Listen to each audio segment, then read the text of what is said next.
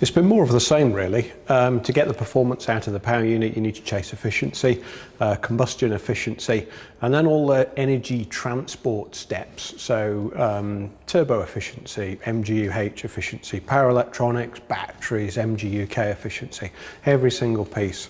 We work on just to improve the performance out the back of the crankshaft, and also working to make sure that we don't have any of the problems that we had last year with durability. So really getting down to the root cause of issues and making sure that across our whole process everything's robust.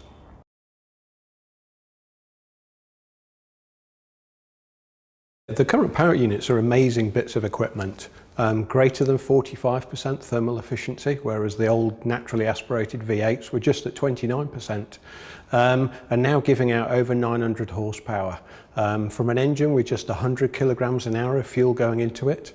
The last time we had over 900 horsepower was 2005, when we had 194 kilograms. So half the fuel rate, the same amount of power. Incredible technology.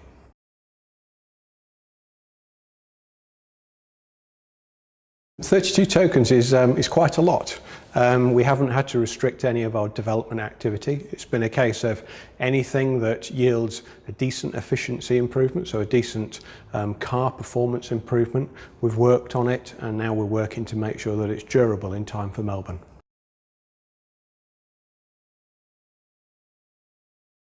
The increased power unit allocation from 4 to 5, on the face of it, would seem to give us an advantage where each power unit doesn't need to do as many races. But the way we're approaching it is that we will plan to use just 4, 5 per power unit, 5 races per power unit, and hopefully that will allow us to react if we have a reliability issue, or potentially use it as a performance update during one race.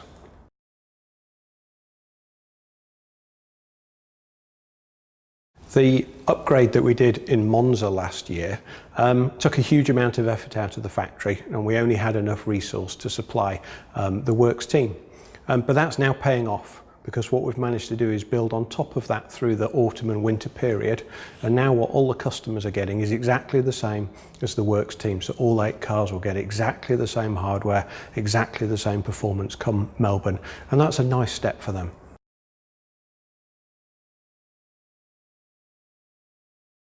Our mid-season update had a very big, sizable PETRONAS fuel improvement, and then later on in last year we introduced a new lubricant. We've managed to build on those in the way we've designed the combustion system, and also enhanced the lubricant's properties to make sure that the friction in the engine's reduced.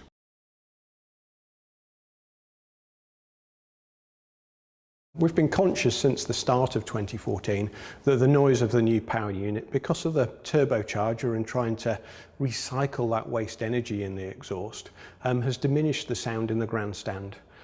The FIA did a very nice piece of work to analyse the noise in the tailpipe and see what could be done to improve the noise but without impacting the performance. And what they spotted was that the wastegate, which is open sometimes, is connected into the tailpipe. And when the wastegate's not open, it's a dead end. It's a side branch resonator or silencer on the main tailpipe. So that's been removed so that the tailpipe is a nice clean pipe without any silencing impacts, and that should improve the noise of the power units.